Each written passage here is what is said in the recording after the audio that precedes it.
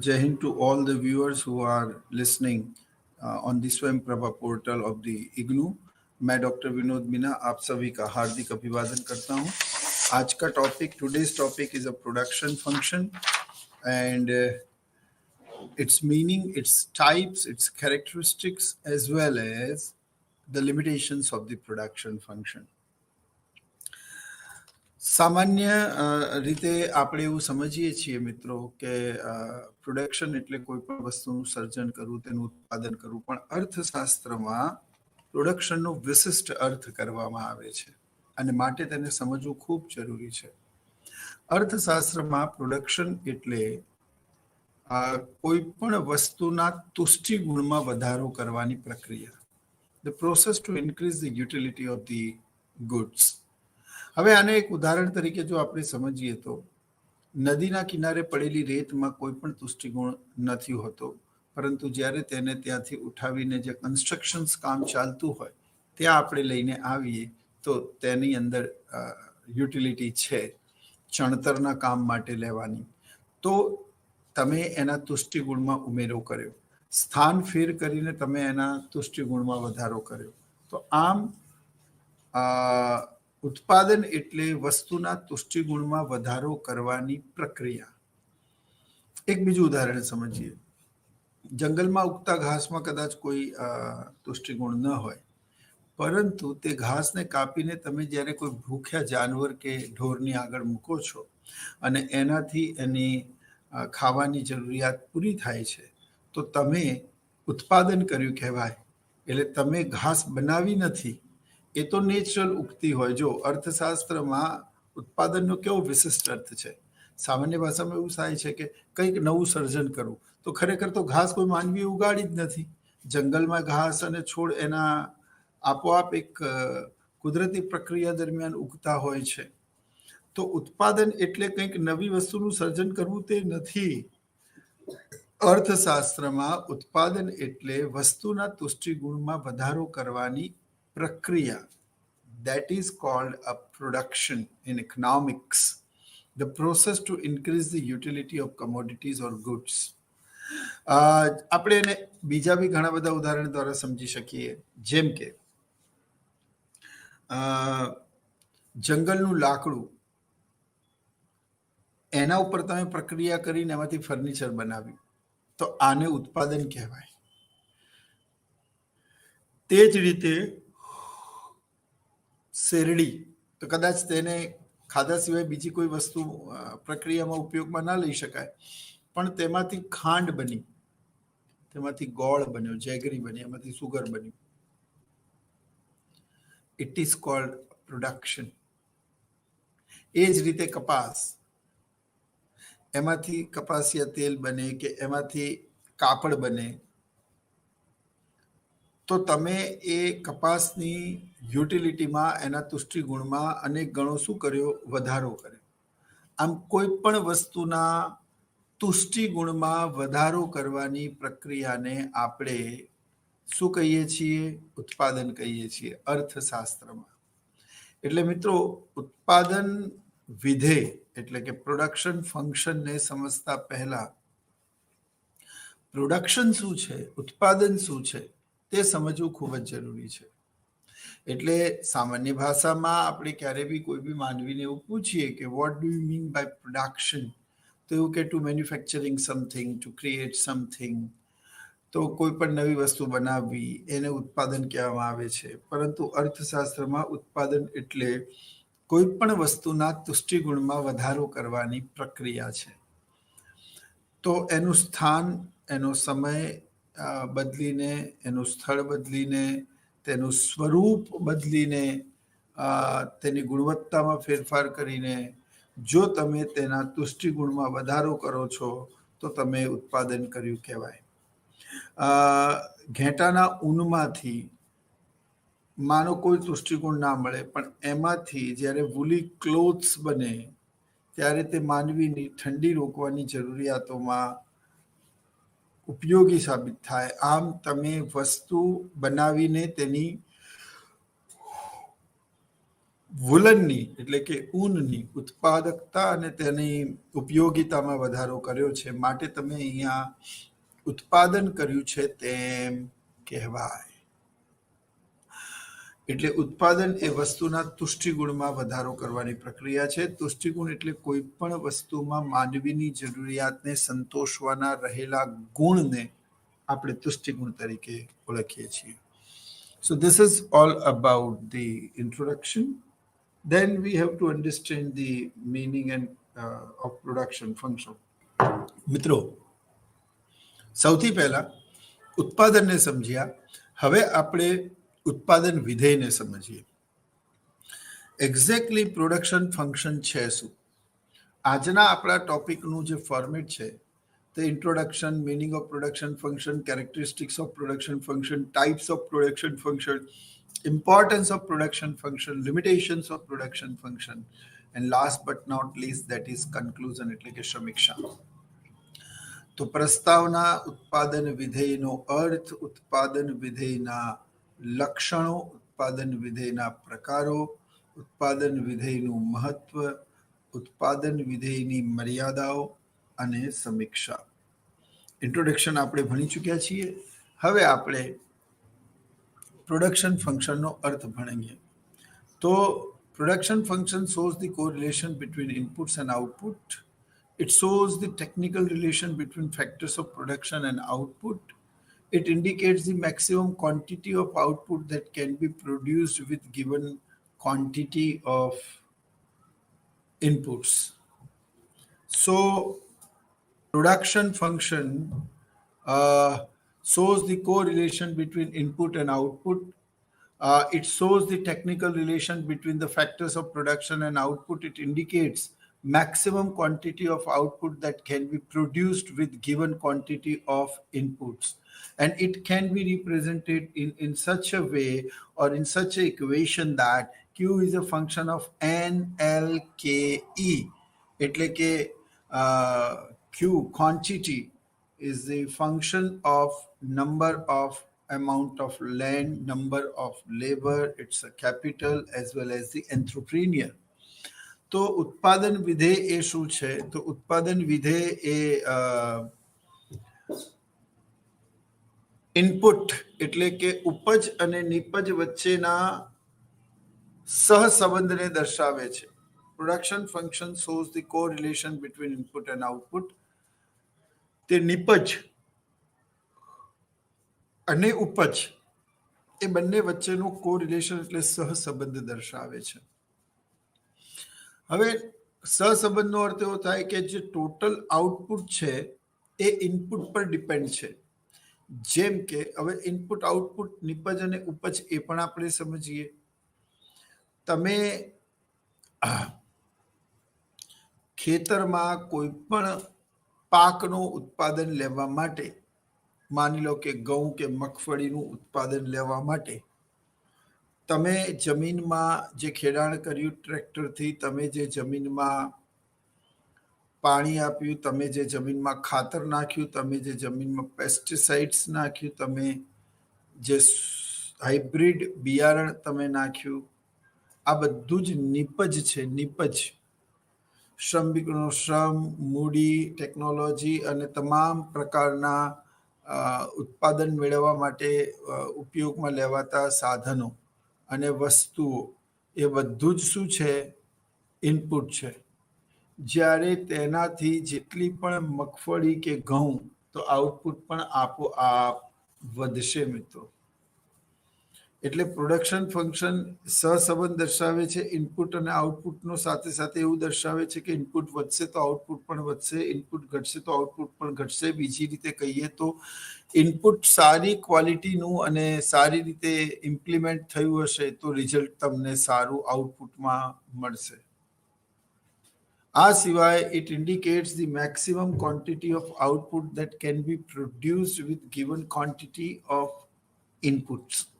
આપેલા તમામ સાધનો દ્વારા વધુમાં વધુ ઉત્પાદન કેવી રીતે મેળવી શકાય છે તે દર્શાવતા સમીકરણને, ઇક્વેશનને ઉત્પાદન વિધેય કહેવામાં આવે છે. એટલે ઇન શોર્ટ ઉત્પાદન વિધેય શું છે? ઉત્પાદન વિધેય નિપજ અને ઉપજ વચ્ચે ઇનપુટ અને આઉટપુટ વચ્ચેનો કોરિલેશન દર્શાવે છે. It shows the technical relation between factors of production and output. તે ઉત્પાદનના સાધનો અને ઉત્પાદન વચ્ચેનો સંબંધ દર્શાવે છે. It indicates the maximum quantity of output that can be produced with given quantity of inputs. આપેલા સંસાધનોના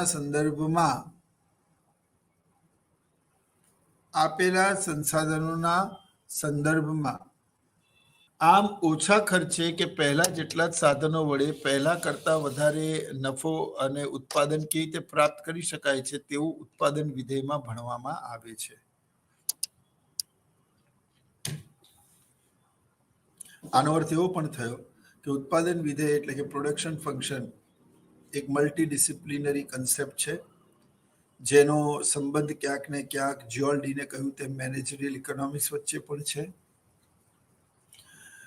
ઇન્ટ્રોડક્શન ઓફ ઇકોનોમિક્સ એટલે પ્રારંભિક અર્થશાસ્ત્ર સાથે પણ છે. ઇકોનોમિક્સનું મહત્વ ઇન્ડસ્ટ્રી, એગ્રીકલ્ચર સેક્ટર એના ઉપર પણ છે. અને આના કારણે it indicates the maximum quantity of output that can be produced with given quantity of input. આપેલી ઉત્પાદન ક્ષમતાએ તમે વધારમાં વધુ ઉત્પાદન કેવી રીતે મેળવી શકો. એટલે ઉત્પાદન વિધેય એ ઉત્પાદન અને એટલે કે ઉપજ અને નિપજ વચ્ચેનો સહસંબંધ દર્શાવે છે. એક વાત. It shows the technical reaction between factors of production and output. એ ઉત્પાદન અને તેના સાધનો વચ્ચેનો ટેકનિકલ સંબંધ દર્શાવે છે. એટલે કે આજના યુગમાં ટેકનોલોજી વગર કશું પણ સંભવ નથી. હું તમને અને તમે મને જોઈ શકો, વાંચી શકો, કારણ કે આપણી બંને વચ્ચે ટેકનોલોજી છે. એટલે ટેકનોલોજીની ખાસ એને વાત કરી છે. પછી quantity of output that can be produced with given quantity of inputs.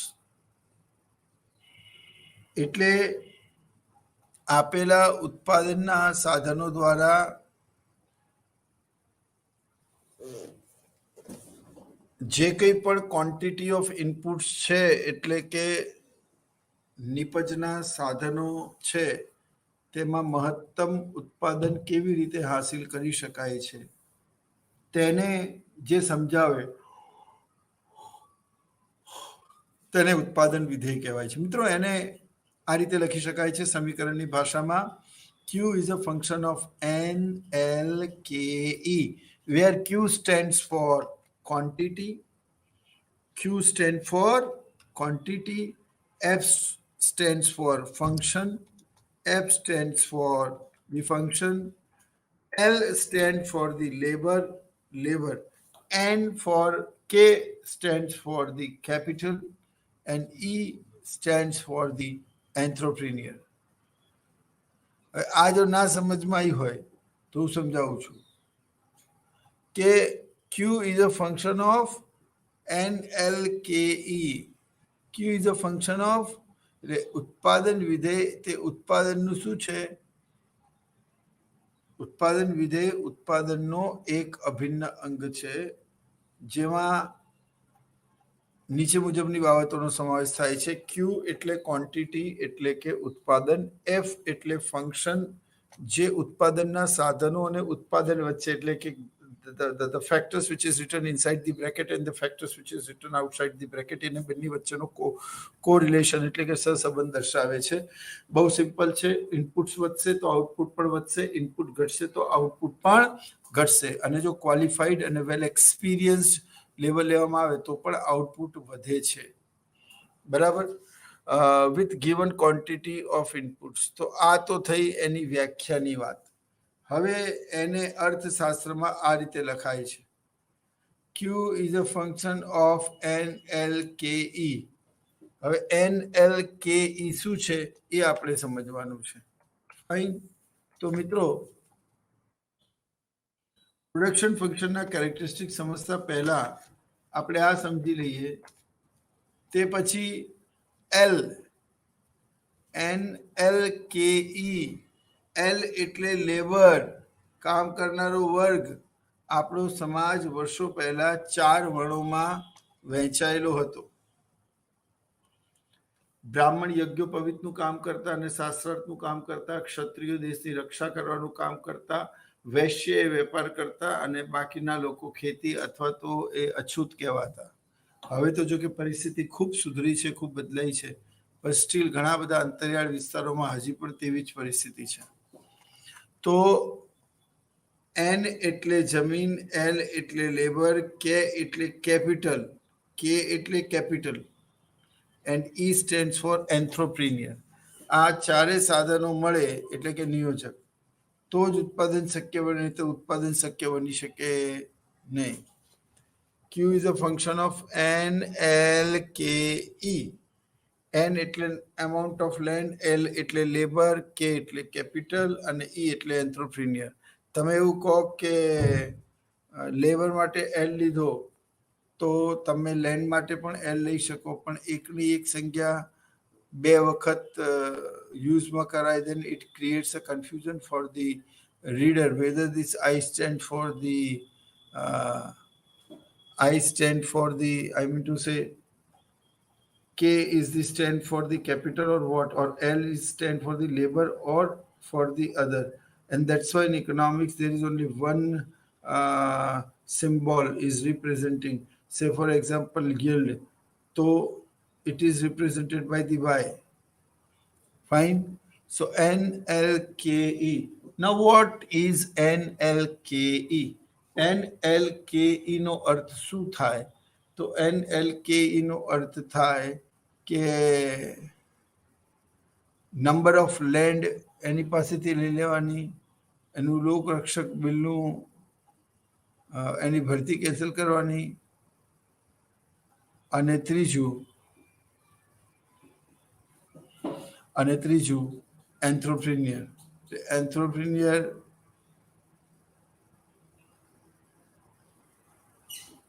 એન્ટ્રોપ્રિન્યોરને ગુજરાતીમાં નિયોજક કહેવાય છે, જે ઉત્પાદનની પ્રક્રિયામાં બધાને સંયોજે છે, પ્રયોજે છે, ભેગા કરે છે. એના વગર કદાપી ઉત્પાદન પ્રક્રિયા સંભવ નથી. એના વગર ક્યારે પણ ઉત્પાદન સંભવ નથી. જે રોલ એક ડાયરેક્ટરનો ફિલ્મમાં હોય છે, જે રોલ એક વડાપ્રધાનનો દેશમાં હોય છે, જે રોલ એક કેપ્ટનનો ટીમમાં હોય છે, ઓન ધ સેમ ગ્રાઉન્ડ એ રોલ એક અધ્યાપકનો પણ હોય છે.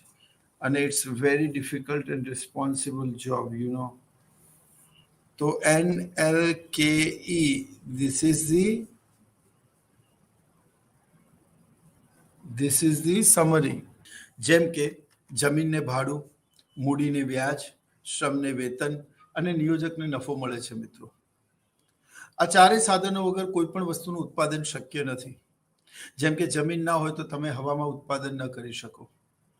મૂડી વગર કોઈ પણ પ્રકારની આર્થિક પ્રવૃત્તિ શક્ય નથી. અર્થશાસ્ત્ર, it's all about the science of money. અર્થશાસ્ત્ર નાણાંનું શાસ્ત્ર છે. તો નાણાં વગર નથી, તેનો સમાવેશ કે અભ્યાસ અર્થશાસ્ત્રમાં થતો નથી. ત્રીજું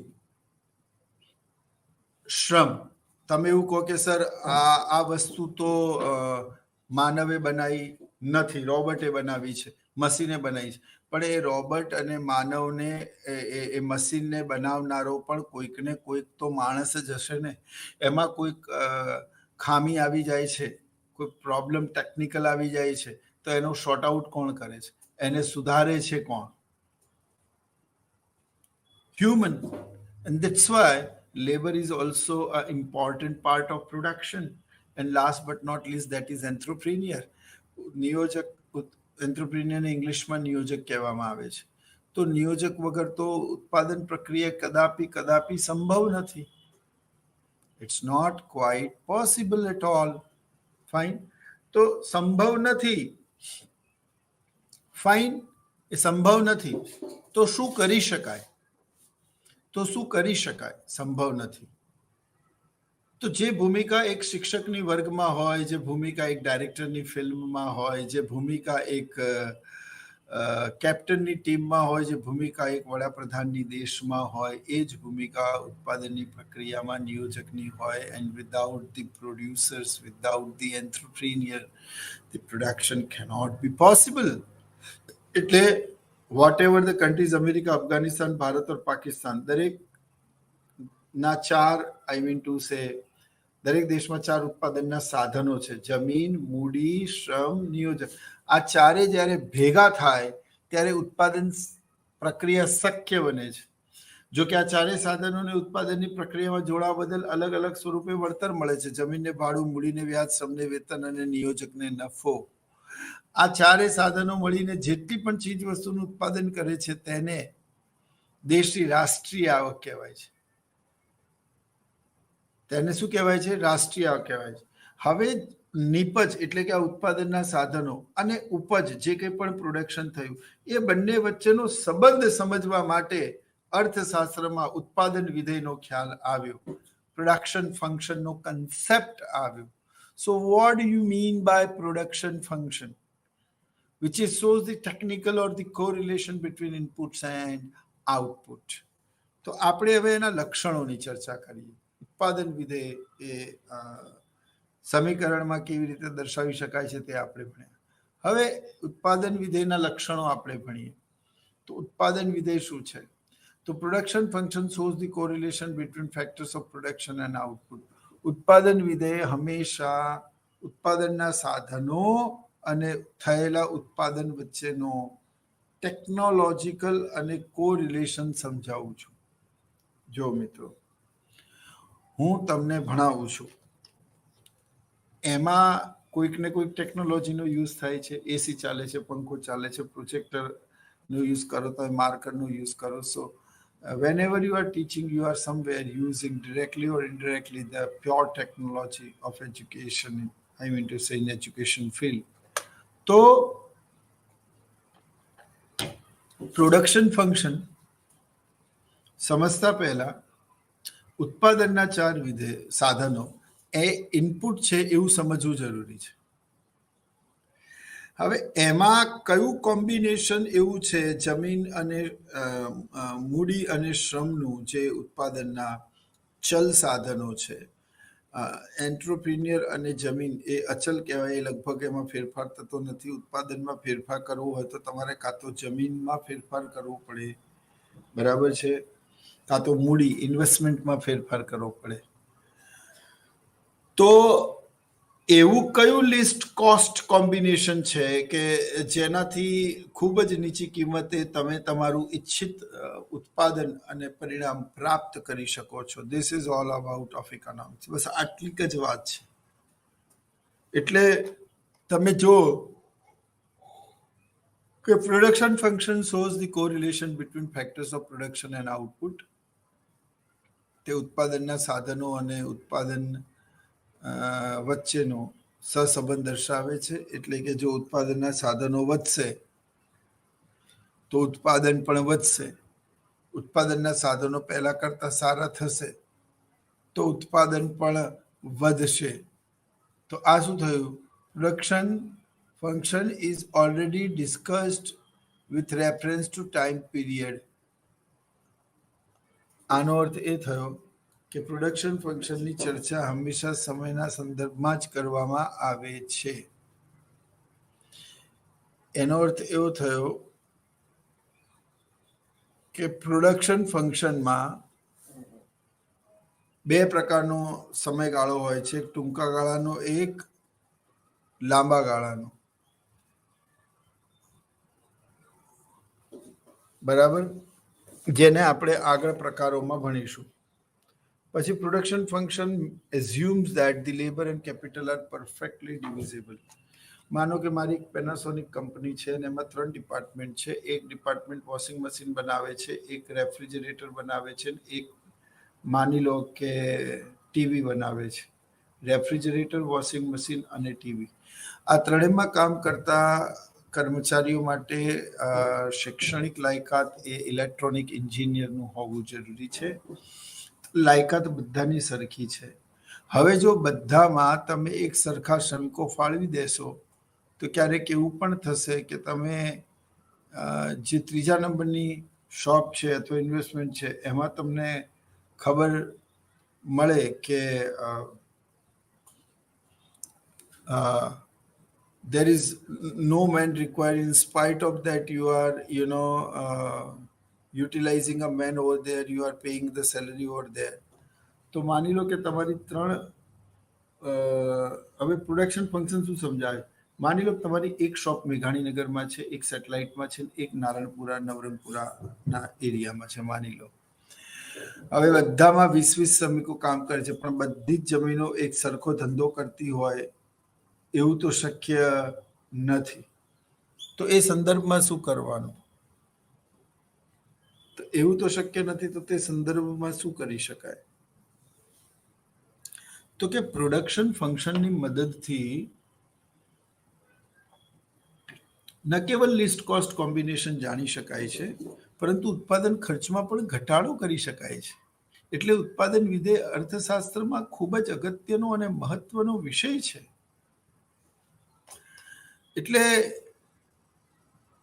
labour and capital are divisible. એટલે મેં કહ્યું કે મારા 3 ડિપાર્ટમેન્ટ છે, તો આ એવું કહે છે કે ત્રણેયમાં લેબર અને કેપિટલ સરખી રીતે ડિવાઈડ કરો. પણ પ્રોડક્શન ફંક્શન એવું નથી કહેતું.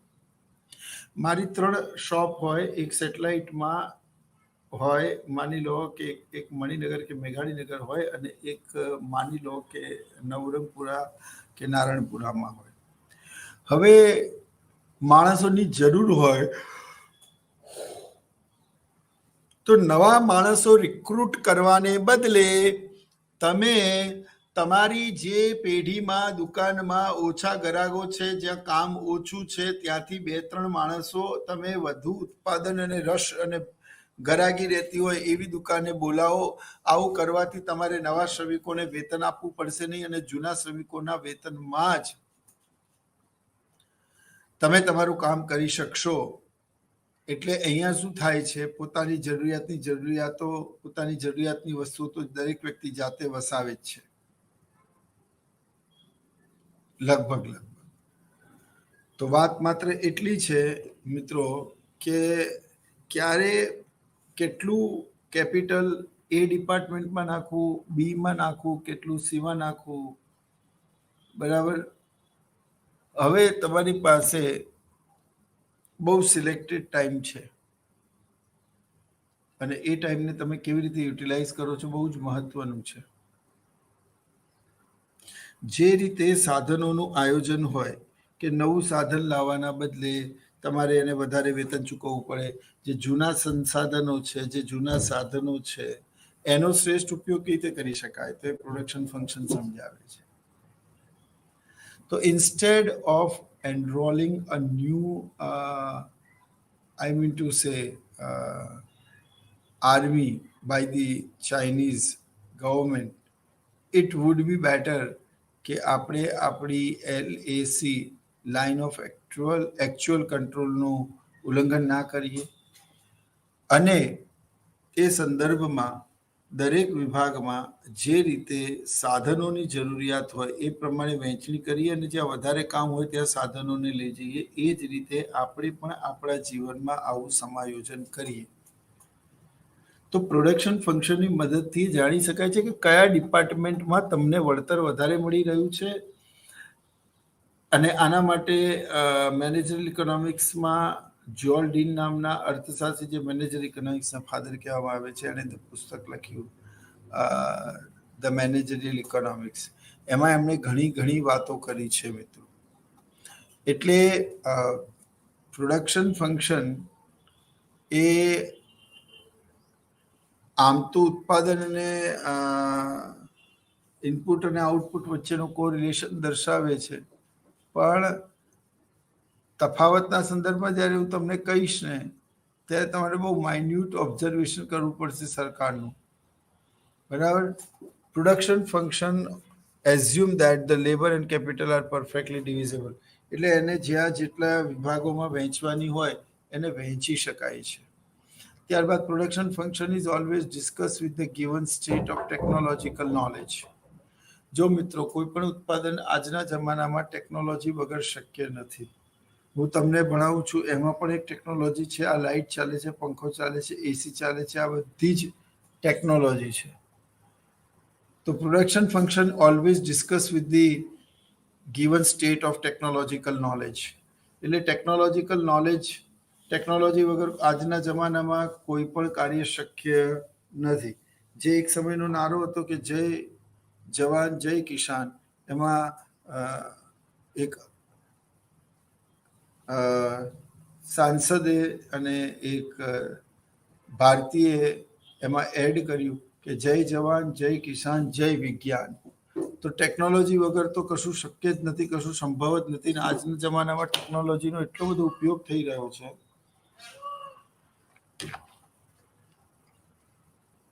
ટેકનોલોજીનો એટલો બધો ઉપયોગ થઈ રહ્યો છે કે કોઈ પણ ઉત્પાદનની કલ્પના માત્ર પણ ટેકનોલોજી વગર કરવી એ શક્ય નથી.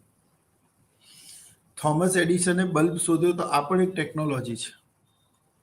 તમે કોઈ પણ પ્રકારના વિદ્યુત એટલે કે ફ્યુલ સોર્સનો ઉપયોગ કરો છો તો એને પણ જમીનથી કેટલા નીચેથી કાઢવામાં આવે છે, એના પણ અંદર સાયન્સ અને ટેકનોલોજીનો ઉપયોગ થાય છે. ગેસનું પ્રેશર વધારીને કેવી રીતે વધારે ગેસ ઘર વપરાશ માટે અને એના માટે ઉપયોગમાં લઈ શકાય, સીએનજી માટે, એ પણ પોતાનામાં એક બહુ મોટી ટેકનોલોજી છે. પછી production function is expressed in the physical units only. આ આની લિમિટેશન્સ પણ છે. તે પ્રોડક્શન ફંક્શન હંમેશા માત્ર ને માત્ર ભૌતિક વસ્તુઓની વાત કરે છે. તે સેવાઓની વાત નથી કરતું. જેને આકાર હોય છે, જેને હું સ્પર્શી શકું છું, જેને હું જોઈ શકું છું, જેનો માલિકી હક બદલી શકાય છે, બરાબર છે, કોઈને આપી શકાય છે, એવી ભૌતિક સંપત્તિની વાત છે. જે આપી ન શકાય, બરાબર, જે આપી ન શકાય, જેની વહેંચણી થઈ શકે નહીં, તે શું છે? અભૌતિક સંપત્તિ છે. ખાલી તમે એમ સમજો કે ઉત્પાદન વિધેય માત્ર ને માત્ર ભૌતિક વસ્તુની વાત કરે છે, સેવાઓની નહીં. પણ મિત્રો, સેવાઓ બી તો એટલી જ જરૂરી છે. ડોક્ટરની સેવાઓ, એન્જિનિયરની સેવાઓ, નર્સની સેવાઓ, શિક્ષકની સેવાઓ, લોયરની સેવાઓ, પોલીસ કર્મચારીની સેવાઓ. શું આ સેવાઓ વગર કોઈ પણ રાજ્યની સંકલ્પના કરવી શક્ય છે? છે શક્ય? આવું કદાપી શક્ય નથી. એટલે આ ચારેયને ઉત્પાદનના વિધેયના શું કહેવામાં આવે છે? ઓકે, પાસાઓ કહેવામાં આવે છે. Production function is expressed in a physical units. એટલે કે પ્રોડક્શન ફંક્શન ને ભૌતિક સંસાધનોના સંદર્ભમાં સમજી શકાય છે. સેવાના સંદર્ભમાં તેને સમજી શકાતો નથી, કારણ કે સેવાની ગુણવત્તા અને તેની, હવે માની લો કે ઇકોનોમિક્સ જ છે, તો ઇકોનોમિક્સ દરેક અર્થશાસ્ત્રની ભણાવવાની પોતાની અલગ અલગ રીતુ હોય, પોતાની અલગ અલગ ટેકનિક હોય, પોતાનો અલગ અલગ ઋતબો હોય, પોતાની અલગ અલગ એક્સપર્ટાઇઝ હોય. તો તમે કેવી રીતે એવું કહી શકો કે production is expressed in a physical units?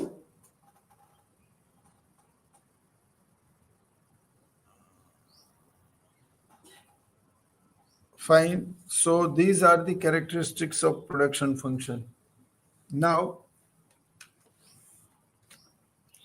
types of production function. તો production function ના type ને બે ભાગોમાં વહેંચવામાં આવે છે. Short run production function and long run production function. Now, what do you mean by short run production function? Short run માં જો આપણે સમજી ગયા કે Q is a function of NLKE, પણ આપણે એની અંદર માત્ર K અને L ને જ રાખીશું, કેમ કે વારે ઘડીએ જો ઉત્પાદન બદલ કરવું અને વારે ઘડી તમે નોટ્સ લખ કરો તો પછી એવો પ્રશ્ન થાય કે કાં તો હું મૂર્ખ છું, કાં તો એ. પ્રોડક્શન ફંક્શનને ટૂંકમાં કેવી રીતે લખાય છે? Q is a function of LK bar. LK bar નો મતલબ શું થાય? Line over K means K capital is a constant. હું અહીંયા ABCD પણ લઈ શકું. Q is a function of ABCD. A stand for land, B stand for labor, C stand for capital, and D stand for entrepreneur. Absolutely okay. Fine. તો long run production function પહેલા આ સમજી લો કે short run production ફંક્શનમાં અને long run production ફંક્શનમાં એક ઉપર કે ઉપર લાઈન છે જેને ઓવરલાઈન ઓફ કે અને એક પર કે ની લાઈન નથી. તો આનાથી શું ફેર પડી જશે? તો short run production function shows the correlation between L and K. એટલે Q એ ઉત્પાદન છે, F એ વિધેય છે જે ઉત્પાદન એટલે કે ઇનપુટ અને આઉટપુટ વચ્ચેના સહસંબંધને દર્શાવે છે. L stands for the labor and K stand for the capital. અને અર્થશાસ્ત્રીઓ આ રીતે જ લખે છે. એ રીતે લખવાનું રીઝન કારણ શું છે તે સમજો.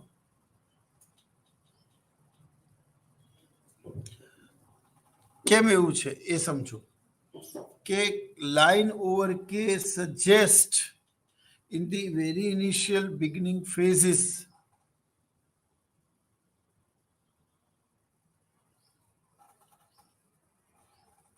K remains the constant. It means capital remains the constant. There is no further production going on. તો શોર્ટ રનમાં એ કેપિટલ કોન્સ્ટન્ટ રહે છે પણ લોંગ રનમાં એ કોન્સ્ટન્ટ રહેતી નથી. હવે તમે જો કે લાઈન ઓવર કે ઇટ મીન્સ કે ઇઝ અ કોન્સ્ટન્ટ એટલે કે કેપિટલ કોન્સ્ટન્ટ છે. તમારે ઉત્પાદનમાં ફેરફાર કરવો હોય તો તમે માત્ર ને માત્ર શું કરો? તમે માત્ર ને માત્ર લેબરમાં ચેન્જીસ કરો. કેપિટલ તો સ્થિર જ રહેશે. આપણે આને એક ઉદાહરણ દ્વારા સમજીએ. મિત્રો, મેં એક ઓફિસ ખોલી. એ ઓફિસમાં મેં નવા સીસીટીવી કેમેરા લગાવ્યા, નવું ઇલેક્ટ્રોનિક વાયર કરાવ્યું, નવું ફ્રીજ લીધું, નવું એસી લીધું, બરાબર, ખુરશીઓ બેન્ચ ટેબલ કરાવી, કલર કામ કરાવી દીધું, આ બધું થઈ ગયું. હવે આવું હું દર વર્ષે કરાવીશ? સી, ઉત્પાદનમાં ટૂંકો ગાળો કે લાંબો ગાળો એવો કોઈ ચોક્કસ ભેદ નથી. It's not like that. પણ સામાન્ય રીતે આવું સમજીએ છીએ કે ચોક્કસ ભેદ નથી. પણ આપણે સામાન્ય રીતે એવું સમજીએ છીએ કે જ્યારે ઉત્પાદનના સાધનોનું સંયોજન બદલી ન શકાય, the combination of the factors of production cannot B change, બરાબર, ત્યારે આવી તકલીફ આવી પડે છે. હવે ત્યારે એ લોકો એવું કે અમે એડમિશન લેતી વખતે આ જ બધા વિષયો ભરેલા. એટલે સમયના ચોક્કસ ગાળા માટે કે એટલે કે કેપિટલ એ શું રહે છે? સ્થિર રહે છે અને ફેરફાર માત્ર એલમાં થાય છે. હવે લેબર અને કેપિટલ બંને ચલ છે, વેરિયેબલ છે. જ્યારે લેન્ડ અને એન્ટરપ્રિન્યોર એ અચલ છે એટલે એ તો રહેવાના જ છે. એટલે શોર્ટ રન અને લોંગ રન એવા બે ભાગ પાડ્યા છે, બરાબર. તો જે શોર્ટ રન છે એમાં કે ઉપર 12 છે. ઇટ ઇન્ડિકેટ્સ ધેટ, એ એવું દર્શાવે છે કે ઉત્પાદનની પ્રક્રિયામાં કે એ સ્થિર છે. ફેરફાર જો ક્યુમાં કરવો હોય તો તે માત્ર ને માત્ર એલમાં ફેરફાર કરીને થઈ શકે છે. તો આજ પછીથી એવું યાદ રાખો કે કોઈ પણ પ્રકારની ગાણિતિક સમજૂતીમાં જો ઉપર લાઈન કરેલું હોય તો આપણે એને 12 એટલે કે સ્થિર સમજીએ છીએ. ફાઇન. શું સમજીએ છીએ? સ્થિર સમજીએ છીએ. Q is a function of LK. તો લોંગ રન પ્રોડક્શન ફંક્શનમાં Q is a function of LK. પેલામાં K12 હતું, આમાં LK. બસ આ રીતે જ લખે છે. તો જે અચલ છે, જે બદલાવાનું નથી, તેને લખવાની કોઈ જરૂર નથી. માત્ર એ જ લખો કે જેના બદલવાથી ઉત્પાદન કે ચોક્કસ બિલિંગ ઉપર ફરક પડે છે. તો મિત્રો, શોર્ટ રન પ્રોડક્શન ફંક્શન એકવાર ફરી, જ્યાં ઉત્પાદનના સાધનો એવા મૂડી અને શ્રમ રહે છે. પણ પ્રશ્ન એવો છે કે લાઈન ઓવર કે નો મતલબ એવો છે કે એ કોમન છે. હવે આમાં 2 વર્ષ કે 3 વર્ષનો એવો સમય નથી આપેલો, પણ generally K it's a constant. It means whatever change in the price we will remains constant. Fine. તો કે લાઈન ઓવર કે એ મૂડી સ્થિર છે એમ દર્શાવે છે. હું દર વર્ષે કલર ના કરાવું, હું દર વર્ષે સીસીટીવી કેમેરા ના બદલું, હું દર વર્ષે ટીવી, ફ્રીજ, એસી ના લાવું, એની ચોક્કસ સમય મર્યાદા હોય. બરાબર. અને લોંગ રન પ્રોડક્શન ફંક્શનમાં એવું હોય કે ઉત્પાદનના સાધનોમાં ચેન્જ કરી શકાય છે, મુક્ત અવરજવર હોય છે, જેને નફો થતો હોય એ બજારમાં ટકી રહે છે, જે નથી થઈ શકતો એ બજારમાંથી નીકળી જાય છે. ડિમાન્ડ અને સપ્લાય દ્વારા અર્થતંત્રમાં માંગનું નિર્ધારણ થાય છે. ફાઇન. તે પછી અર્થશાસ્ત્રમાં જે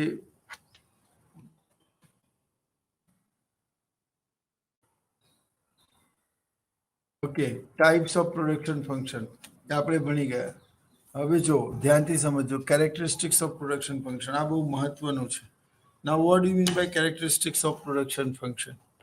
એટલે પ્રોડક્શન ફંક્શનના લક્ષણો કયા કયા છે? તો સૌથી પહેલું લક્ષણ છે it helps a firm to take the decision in advance about their requirement of the factors of production so their arrangement can be made. તે ઉત્પાદનના સાધનોને આગામી જ સમયમાં એટલે કે પહેલાથી જ પૂર્વે એટલે પહેલાથી જ એવું દર્શાવે છે કે કેટલા ઉત્પાદનના સાધનોની જરૂર છે અને ક્યારે, તો એનું એરેન્જમેન્ટ થઈ શકે, એના વિશે વ્યવસ્થા કરી શકાય, તેને સમજી શકાય. ફાઇન. જેમ કે એક ફાધર પોતાની દીકરી માટે કોઈ કેટરિંગ વાળાને બોલાવશે અને બધું સમજાવશે, ત્યારે એ એક જ પ્રશ્ન પૂછશે કે સાહેબ કેટલા માણસો આવવાના છે.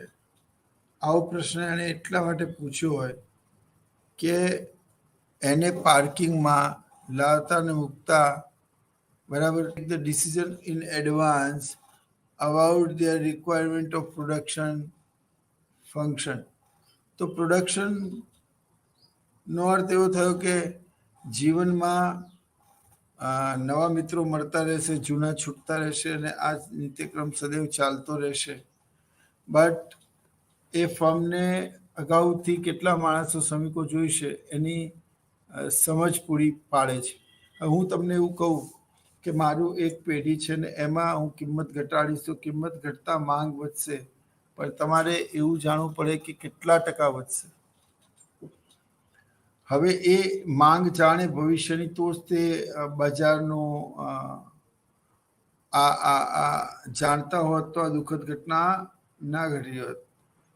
બરાબર. તો it helps the firm to take the decision in advance about their requirement of factors of production so their arrangement can be done. A last time પર આવે અને એ જો અવેલેબલ ના હોય તો પછી ઘણી વખત પ્રોબ્લેમ પણ થાય. It also helps the firm to know the least cost combination of the factors of production. એમાં સૌથી ઓછામાં ઓછું ખર્ચ કયું છે, કયા બિંદુએ વસ્તુની કિંમત અને એને લગતું એટલે જે ખર્ચ છે એ ઓછો આવે છે. It helps the firm to take the decision regarding replacement and expansion in production.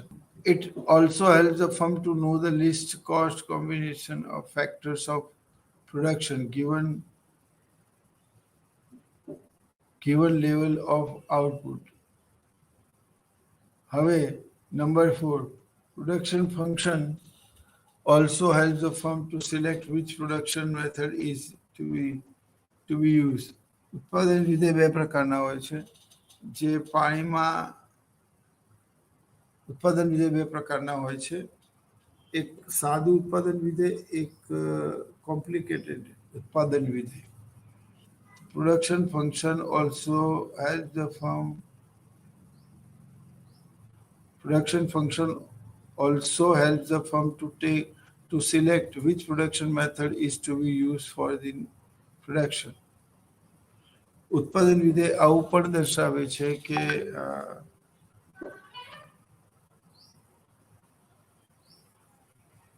એવું દર્શાવે કરવો જોઈએ. મિત્રો, આ સંસારમાં બે પ્રકારની ઉત્પાદન પદ્ધતિ હોય છે, એક મૂડી પ્રધાન અને એક શ્રમ પ્રધાન. તો ભારત જેવા દેશ માટે કઈ ઉત્પાદન પદ્ધતિ વધારે યોગ્ય છે? મૂડી પ્રધાન કે શ્રમ પ્રધાન? ભારત એક અતિવસ્તી ધરાવતો દેશ છે જ્યાં શ્રમ આટલો સસ્તો અને સરળતાથી પ્રાપ્ત છે, માટે મૂડી પ્રધાન ઉત્પાદન પદ્ધતિ અપનાવવું જોઈએ નહીં. કારણ કે 10 માણસનું કામ 9 માણસો કરશે તો એક વ્યક્તિ તો બેરોજગાર જ રહેશે ને. એટલે it helps the firm to take the decision regarding replacement and expansion of the production. એનો અર્થ એવો થયો કે કયા સાધનને ક્યાં કયા બીજા સાધન વડે રિપ્લેસ કરી શકાય છે. જેમ કે 1 લાખ મૂડી અને 100 શ્રમિકો, તો 2 લાખ મૂડી અને 50 શ્રમિકો, કે 150 મૂડી ને 50 લાખ નફો, તો આ રકમ, તો આમ એમાં સમાયોજન સાધી શકાય છે. પરંતુ ઉત્પાદન વિધેય એ નફાની ભાગીદારી દર્શાવતું નથી. હવે production function also helps the firm to select which production is to be used for procedure. अब देखो, production function also helps the firm to take the decision regarding expansion and contraction. તો ભણી ગયા. હવે કઈ મેથડનો ઉપયોગ કરે? તો ભારત જેવા દેશમાં શ્રમ આટલો સસ્તો છે અને સરળતાથી પ્રાપ્ત છે, તો આપણે અહીંયા નોકરી કરવી જોઈએ. તો આમ કયા સાધનને કોના વડે રિપ્લેસ કરવું? ફાઇન, એ પણ મહત્વનું છે. તો production function also help the firm to select which production method is to be use. तो प्रोडक्शन फंक्शन के लिए आई मीन टू से हमारे देश के लिए तो लेबर इंटेंसिव मेथड ही ज़्यादा योग्य है कि 140 करोड़ की आबादी वाले देश में लाखों लोग बेरोजगार हैं, साधन मैक्सिमम यूज नहीं होते हैं.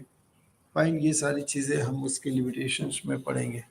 The number 5 is production function is also useful to know the proper technology which is required in production.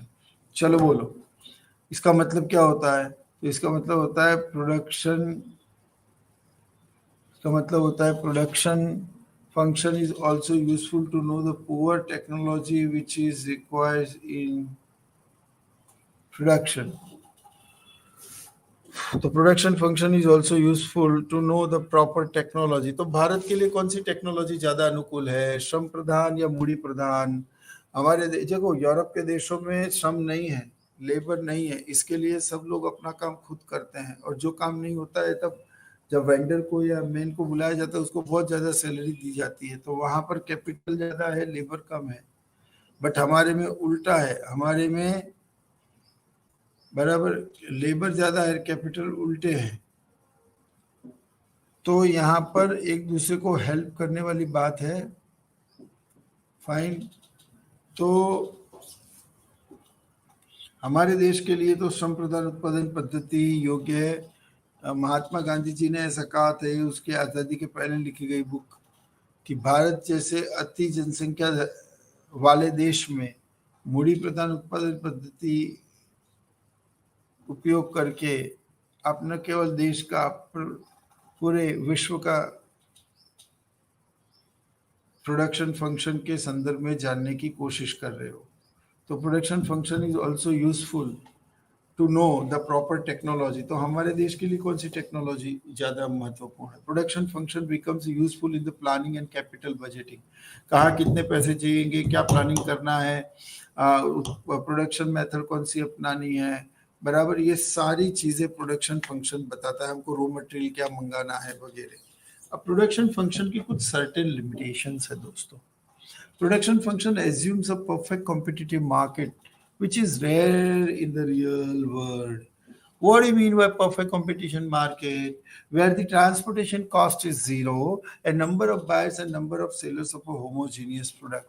But वास्तव में ट्रांसपोर्टेशन कॉस्ट कभी जीरो नहीं होता है. कस्टमर को मार्केट की परफेक्ट नॉलेज कभी भी नहीं होती है. ऑफ फुल एम्प्लॉयमेंट, तो फुल एम्प्लॉयमेंट भी पॉसिबल नहीं है। तो production function assumed a perfectly competitive market which is,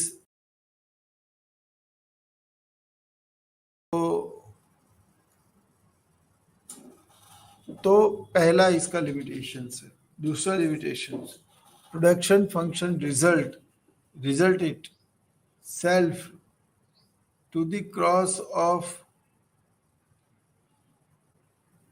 production function restrict itself to the case of input and one output।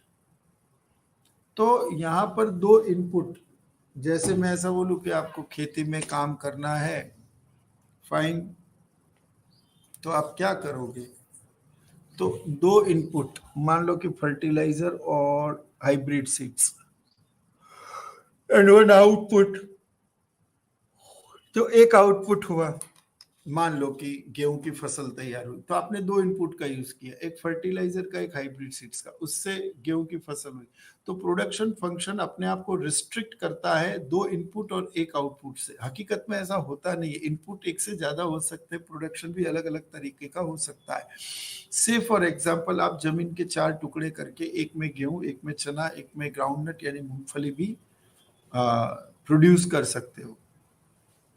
So the production function always, talks in the restricted area itself, restrict itself to the case of input, 2 inputs and 1 output। तो ये मुश्किल काम है थोड़ा, क्योंकि inputs एक से ज्यादा हो सकते हैं, प्रोडक्शन भी अलग अलग तरीके का हो सकता है। The दूसरी limitation है, production function assumes a smooth and continuous curve which is not possible in the real world। There might be some disconnectivity because the period like corona, पूरी दुनिया बंद थी, तब प्रोडक्शन पॉसिबल नहीं था। प्रोडक्शन फंक्शन एज्यूम करता है कि कांस्टेंट लगातार एक ही गति से चल रहा है। हकीकत में ऐसा होता नहीं है, बहुत सारे डिस्ट्रैक्शंस होते हैं, बहुत सारे अप्स एंड डाउन्स होते हैं। मैंने कहा था कि जो खिलता है उसका मुरझाना निश्चित है, जो जन्म लेता है उसकी मृत्यु निश्चित है, दिन के बाद रात और रात के बाद फिर सवेरा होता है। जीवन का ये नित्य क्रम सदैव चलता रहता है। हमारे जीवन में आने वाले इस नित्य क्रम को हम लाइफ साइकिल कहते हैं दोस्तों। उसी तरह से इकोनॉमी में आने वाले अप्स एंड डाउन्स को हम तेजी या known as a business cycle. હવે તેજી અને મંદીના જે પરિબળો છે એ અપ્સ એન્ડ ડાઉન્સ, તો એ પણ એક પ્રકારનો અવરોધ છે।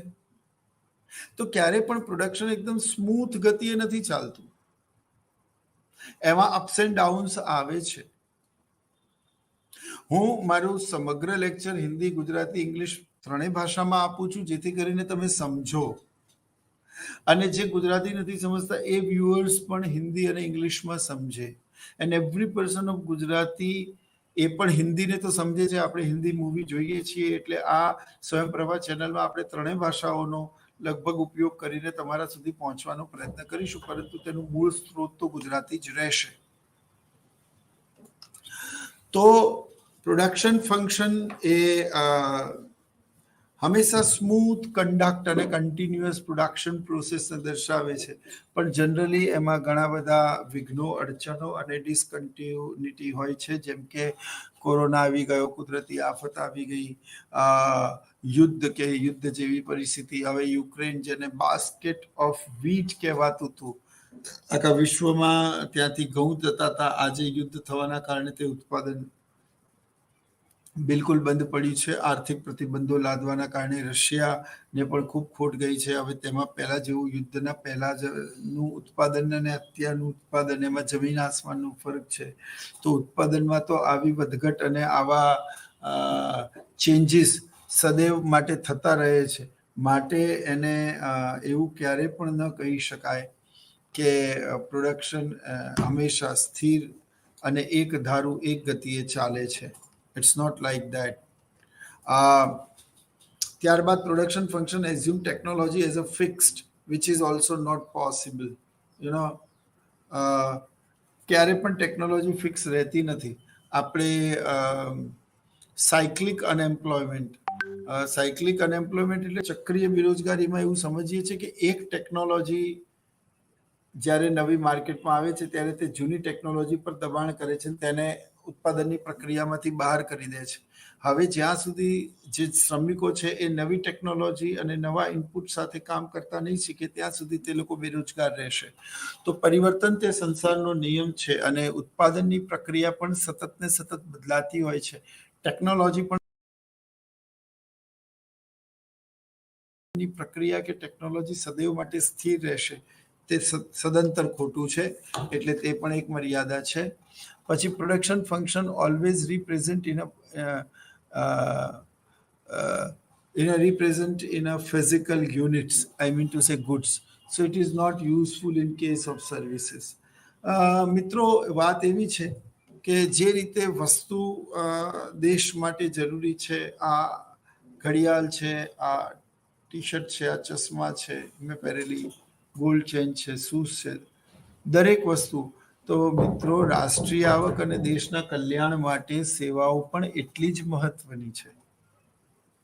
શિક્ષકની સેવા વગર કેવી રીતે દેશ ચાલશે? ડોક્ટરની સેવા વગર સ્વાસ્થ્ય કેવી રીતે રહેશે લોકોનું સારું? અને જો સ્વાસ્થ્ય સારું નહીં હોય તો આર્થિક વિકાસની પ્રક્રિયામાં ફાળો કેવી રીતે આપશે? એન્જિનિયરની સેવાઓ, સાયન્ટિસ્ટની સેવાઓ, ટ્રાન્સપોર્ટેટરોની સેવાઓ, બેન્કિંગની સેવાઓ આપનારા લોકો, ઇન્સ્યોરન્સની સેવાઓ આપનારા લોકો, આ બધા જ લોકો જે સેવાઓનું ઉત્પાદન કરે છે તે પણ એટલા જ મહત્વના છે. તો સેવાઓ પણ મહત્વની છે. તો ઉત્પાદન વિધેયમાં માત્ર વસ્તુઓની વાત કરી છે, સેવાઓની તો વાત કરી જ નથી. તો આ પણ તેની મર્યાદાઓ છે. તો આ સાથે ઉત્પાદન વિધેયનો આ કન્સેપ્ટ આપણે પૂરો કરીએ છીએ. I hope you understand and enjoy the lecture. આવનારા લેક્ચરમાં એક નવા ટોપિક સાથે આપણે મળીશું. ત્યાં સુધી નમસ્કાર અને જય હિન્દ.